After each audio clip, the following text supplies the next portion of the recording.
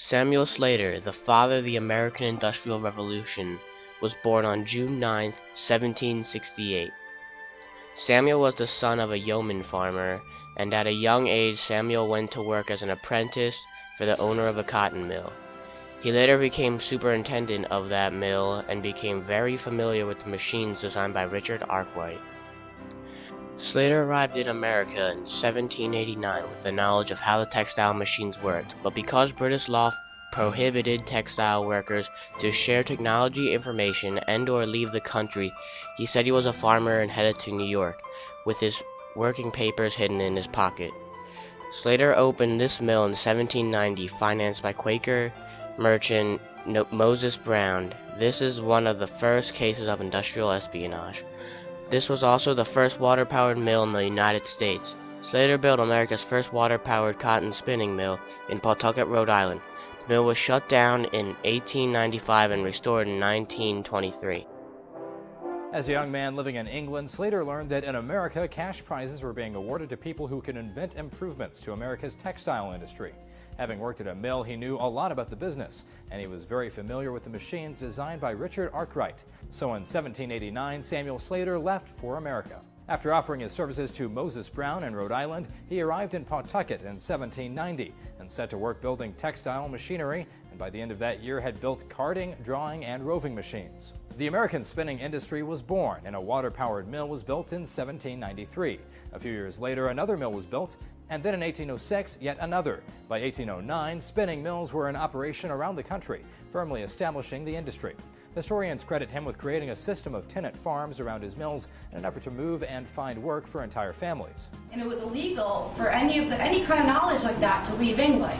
They were still a little annoyed because we won that Revolutionary War, and they wanted us to keep trading with them, because if we developed our own textile, first we revolted from them and became our own country. What happens if we don't trade with them anymore? We already have our own textile industry going. But Sam Slater, knowing that he's not going to be able to get to the position he wants to with the strut mill, because they're out 3 sons, decides, I'm going to try and make it in America. He sews in his apprentice papers in his sleeves, and that's kind of like your evidence, like a diploma now, that he knows what he's talking about.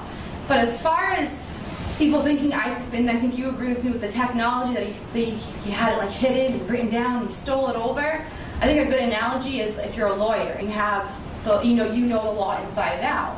If you switch from a law firm, you're not stealing, you just happen to have that knowledge. And that was Sam Slater. He grew up surrounded by this kind of textile knowledge, this Arkwright machinery, all this stuff that we didn't have here.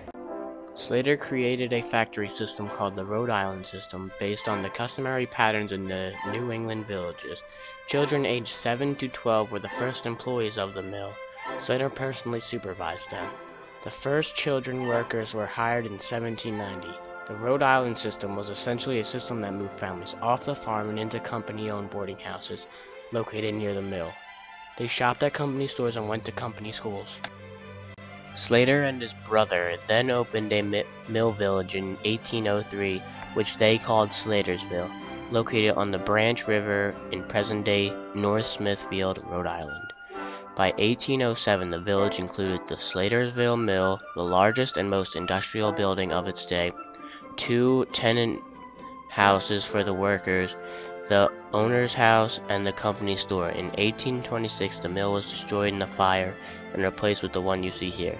Behind the mill shown is a smaller mill built in 1843.